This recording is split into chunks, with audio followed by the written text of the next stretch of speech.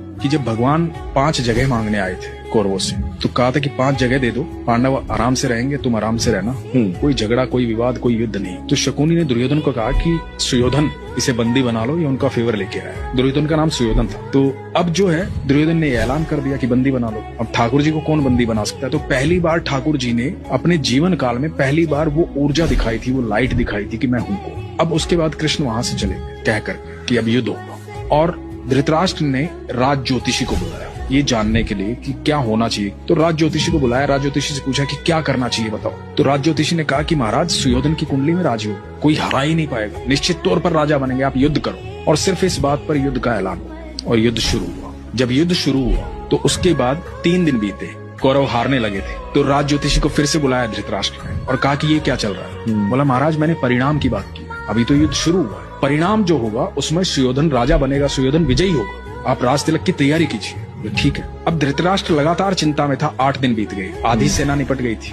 कौरवों की। अब ये दिखाई दे रहा था साफ साफ कि कौरव हार जाएंगे, पांडव जीतेंगे। तो फिर से बुलाया गया राज ज्योतिषी को।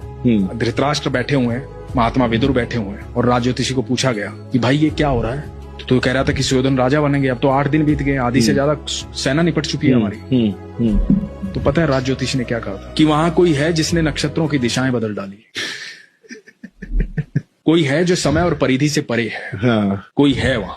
तो विदुर ने कहा था कृष्ण है वहां। हाँ। तो जिसके साथ कृष्ण होते हैं ना, अनंत ब्रह्मांड के सारे नक्षत्र, सारे ग्रह उनके चरणों में हैं। बिल्कुल।